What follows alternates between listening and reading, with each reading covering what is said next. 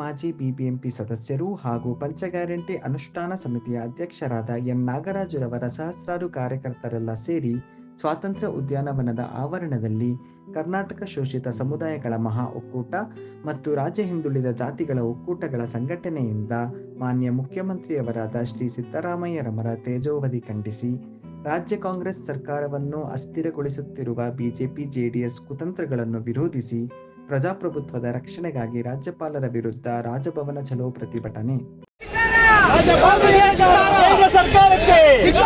ಇವತ್ತು ನಮ್ಮ ಸಿದ್ದರಾಮಯ್ಯವರ ಪರವಾಗಿ ಇವತ್ತು ಸುಮಾರು ಲಕ್ಷ ಜನ ಮೇಲೆ ಇವತ್ತು ಈ ಪ್ರೊಟೆಸ್ಟ್ಗೆ ಸೇರಿದ್ದಾರೆ. ಶೋಷಿತ ವರ್ಗದವರು, SC, ST, ಅಂಬೇಡ್ಕರ್ ಸಂಘ ಮತ್ತು ಎಲ್ಲ ಮೈನಾರಿಟಿ ಸಂಘಗಳು ಎಲ್ಲರೂ ಕೂಡ ಇವತ್ತು ಸೇರಿ ರಾಜಭವನ ಚಲೋ ಮುತ್ತಿಗೆ ಹಾಕೋದಕ್ಕೆ ನಾವೆಲ್ಲ ಇವತ್ತು ರೆಡಿಯಾಗಿದ್ದೀವಿ. ಇವತ್ತು ವಿಶೇಷವಾಗಿ ಸುಮಾರು ಲಕ್ಷಾಂತರ ಜನ ಇವತ್ತು ಭಾಗವಹಿಸಿದ್ದಾರೆ. ಇನ್ನೇನು ಕೆಲವೇ ನಿಮಿಷದಲ್ಲಿ ಇವಾಗ ನಾವು ರಾಜ್ಯಪಾಲರ ಹತ್ರ ಹೋರಾಟ ಮುತ್ತಿಗೆ ಹಾಕಲು ಹೊರಡ್ತಾ ಇದ್ದೀವಿ.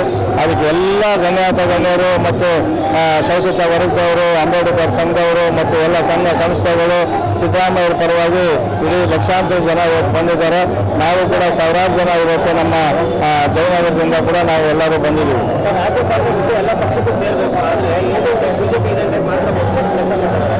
ರಾಜ್ಯಪಾಲರು ಎಲ್ಲ ಪಕ್ಷದ ಜೊತೆ ಗೌರವಾನ್ವಿತವಾಗಿ ನಡ್ಕೋಬೇಕು.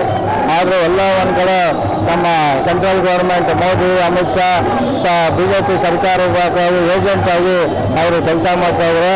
ಇವತ್ತು ನಮ್ಮ ಸಿದ್ದರಾಮಯ್ಯವರು 45 ವರ್ಷ ರಾಜಕೀಯದಲ್ಲಿ ಒಂದೇ ಒಂದು ತಪ್ಪು ಚುಕ್ಕೆ ಇಲ್ಲ, ಒಂದು ಇದಿಲ್ಲ. ಅವ್ರ ಅಸೆಸ್ಮೆಂಟ್ ತಗೊಳ್ಳೋದ್ರೆ ಮಿಲ್ ಬ್ಯಾಲೆನ್ಸ್ ಸಿಗುತ್ತೆ, ಯಾವುದೇ ಆಸ್ತಿ ಇನ್ನೊಂದು ಮತ್ತೊಂದು ಏನಿಲ್ಲ. ಸುಮ್ಮನೆ ಮೂಡಾ ಸೈಟಲ್ಲಿ ಇವ್ರಿಗೆ ಬೆಳಗ್ಗೆ 10 ಅಪ್ಲಿಕೇಶನ್ ಹಾಕಿದ್ರೆ, ಯಾರ ರೋಡಲ್ಲಿ ಹೋಗೋ ದಾಸಯ್ಯ ಹಾಕಿದ್ರೆ ಅದಕ್ಕೆ ಅವರು ಸಾಯಂಕಾಲ ಹೊತ್ತಿಗೆ ನೋಟಿಸ್ ಕೊಡ್ತಾರೆ. ಅದೇ ಕುಮಾರಸ್ವಾಮಿ, ಜನಾರ್ದನ್ ರೆಡ್ಡಿ ಮತ್ತು ಇತರ ಎಲ್ಲರಿಗೂ ಕೂಡ ವರ್ಷಾಂಗಟ್ಟಲೆ ಲೋಕಾಯುಕ್ತ ಕೇಳ್ತಾ ಇದ್ರು ಕೂಡ ಪ್ರಾಸಿಕ್ಯೂಷನ್ಗೆ ಅವರು ಕೊಡ್ತಾ ಇಲ್ಲ. ಇದು ನೋಡಿದ್ರೆ ಒಂದು ಸೈಡ್ ರಾಜಕೀಯ ಮಾಡ್ತಾ ಇದ್ದಾರೆ. ಮೊದಲು ರಾಜ್ಯಪಾಲರನ್ನ ಇಲ್ಲಿಂದ ಓಡಿಸೋವಂಥ ಕೆಲಸನ ಮಾಡಬೇಕು. ನಾವು ಇವತ್ತು ಗೌರವಾನ್ವಿತ ಪ್ರೆಸಿಡೆಂಟ್ಗೂ ಕೂಡ ನಾವೊಂದು ಮೆಮೊರಂಡಮನ್ನು ಎತ್ಕೊಂಡೋಗಿ ಕೊಡುವಂಥ ಕೆಲಸ ಕೂಡ ಮಾಡಬೇಕು. ಫಸ್ಟು ರಾಜ್ಯಪಾಲರನ್ನ ಇಲ್ಲಿಂದ ಎತ್ತಂಗಡಿ ಮಾಡಬೇಕು. ಇವರು ಯಾವುದೇ BJP ಹೇಳ್ದಂಗೆ ತಪ್ಪಂಗೆ ಕುಣಿತಾ ಇದ್ದಾರೆ. ಇದು ಮಹಾ ತಪ್ಪು. ಇವತ್ತು ಸುಮಾರು ಕೇಸ್ಗಳು ಪೆಂಡಿಂಗ್ ಇದ್ರು ಕೂಡ ಕುಮಾರಸ್ವಾಮಿದು ಅವ್ರಿಗೆಲ್ಲ ಲೋಕಾಯುಕ್ತ ಅವರು ಮೊನ್ನೆ ಕೂಡ 2ನೇ ಸತಿ ಕೇಳಿದ್ದಾರೆ.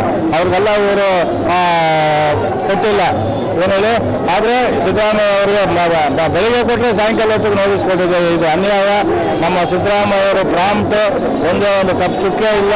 45 ವರ್ಷ ರಾಜಕೀಯದಲ್ಲಿ ತುಂಬ ಚೆನ್ನಾಗಿ ನಡೆಸ್ಕೊಂಡು ಬಂದಿದ್ದಾರೆ. ಅವರು ಬಡವರ ಪರ ನಿಂತಿದ್ದಾರೆ.